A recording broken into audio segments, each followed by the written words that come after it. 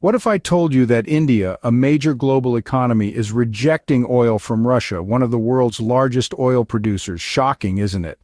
But the intricacies of global oil trade and economy are not always as straightforward as they seem.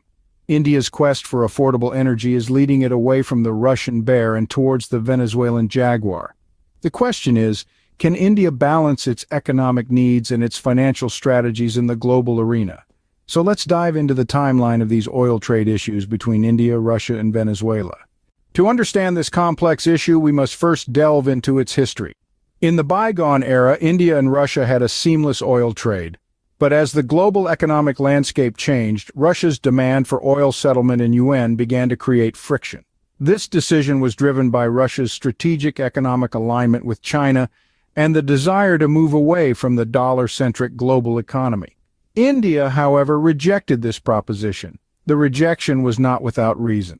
India was unwilling to use Yuan for oil settlement due to the additional conversion costs, and it had been making strides to internationalize the rupee. There were also concerns about the appeal of the rupee in the international community. As a result of this standoff, India defaulted on billions of dollars in payments, sending shockwaves through the international oil market. In search of affordable energy supplies, India turned its gaze to Venezuela. Despite Venezuela's preference for using Yuan for energy settlements, India saw potential in securing a lucrative oil purchase agreement. But Venezuela's limited attraction to India's market added a layer of complexity to this potential partnership. Venezuela had been using Yuan as its main settlement currency for oil transactions since 2019. It had also entered into agreements with other Asian countries to promote its use. This strategic move was aimed at diversifying Venezuela's economic partners and reducing its reliance on the US dollar. However, this move was not without its challenges. The widespread adoption of Yuan for oil transactions was met with resistance by many countries, including India, due to the additional conversion costs and the uncertainty surrounding the Yuan's international value. Meanwhile, India was considering buying crude oil from Venezuela if its prices were lower than Russia's. But this would potentially require settling the oil in Yuan or Indian rupees, posing yet another challenge for India. The Indian government was grappling with the dilemma of whether to accept the additional conversion costs or continue its efforts to internationalize the rupee. The interplay between these three nations over oil trade and currency settlement had profound effects on their economies. Russia's economy felt the ripple effects of India's default on payments. India's economy was strained by the additional conversion costs and the challenge of internationalizing the rupee. Meanwhile, Venezuela's economy was caught in the crossfire, with its efforts to diversify its economic partners and shift from the US dollar being met with resistance. Each country's stance and actions in this intricate dance of oil trade and currency settlement painted a vivid picture of the complexities of international economic relations. It underscored the importance of strategic economic partnerships, the challenges of internationalizing a country's currency, and the ripple effects of economic decisions on global markets. Now that we have a handle on the history, we can move forward to the present day. Fast forward to today, where India is seeking affordable energy supplies and is looking towards Venezuela. Now, you might be thinking, why Venezuela? Well, the simple answer is that India is always on the lookout for economically viable energy sources. And with the current geopolitical situation, Venezuela's oil reserves are proving to be quite the attractive option. However, it's not as straightforward as it sounds.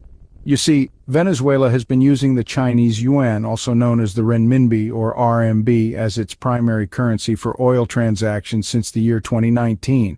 And this, my friends, is where the plot thickens. India, on the other hand, has been rather reluctant to use the yuan for oil settlements.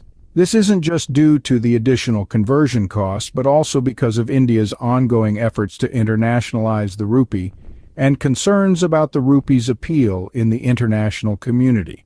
So we have a situation where India is interested in Venezuelan oil, but is hesitant to settle the transactions in yuan. It's a bit like wanting to buy a painting from an artist who only accepts payment in a currency you're not too keen on using. The painting is appealing, but the payment method not so much. Now you might be asking, why doesn't India just use the rupee for these transactions? Well, that's certainly an option, and it's one that India is considering. But here's the catch. If India decides to buy crude oil from Venezuela, and if Venezuela's prices are lower than Russia's, then settling the oil transactions in rupees could potentially lead to a depreciation of the rupee. This is because the demand for the rupee might decrease if it's used to buy cheaper oil. And a depreciating rupee is not something that India would want, especially given its efforts to internationalize the currency. On the other hand, Venezuela has been quite successful in promoting the use of the yuan for its oil transactions. It has even managed to secure agreements with several Asian countries to use the yuan for oil settlements. This means that the yuan is potentially becoming the preferred choice for oil settlements, not just with Venezuela, but with other countries as well. So if India decides to go ahead with its plan to buy Venezuelan oil, it might have to bite the bullet and use the yuan, despite its reservations. As you can see, this is quite a predicament for India. On one hand, it has the opportunity to secure affordable energy supplies from Venezuela. On the other hand, it has to grapple with the challenges presented by the use of the yuan for oil settlements. It's a classic case of being caught between a rock and a hard place. But as they say, every solution comes with its own set of problems. The crux of the issue lies in the currency used for oil settlement. India, in its pursuit of affordable energy supplies, finds itself in a bit of a currency pickle. The country's reluctance to use the Chinese yuan for oil settlement is a multifaceted problem with deep economic and geopolitical implications. Firstly, let's talk about the elephant in the room, the additional conversion costs. The yuan is not India's native currency. Therefore, every transaction that India would make in yuan, it would first have to convert its own currency, the rupee, into yuan. This process comes with its own set of transaction charges and conversion costs, which, when accumulated over millions of barrels of oil, could amount to a sizable sum. It's like paying an extra fee every time you want to buy something, and that's not a pleasant thought, is it? Secondly, India has been making concerted efforts to internationalize the rupee. Accepting the yuan for oil settlements would be akin to taking a step back in this journey. It's a bit like training for a marathon and then deciding to walk the course instead. Not the best strategy, right? Lastly, there's the issue of the rupee's appeal on the international stage. The allure of a currency in the global market is often a reflection of the confidence that the international community has in a country's economy. If India starts using the yuan for its oil settlements, it could potentially dilute the appeal of the rupee, creating a ripple effect on its international standing. So we see that India's reluctance to use the yuan is not a whim or a caprice, but a carefully considered decision, shaped by a complex matrix of economic and geopolitical factors. So is there a way out of this currency conundrum? India is considering buying crude oil from Venezuela, and this decision could have far-reaching implications. As we look to the future, the potential for India to purchase oil from Venezuela opens a new chapter in the global oil narrative. A move of this magnitude would not only shift the geopolitical dynamics, but also has the potential to reshape the economic landscape. The challenge, however, lies in the currency of trade.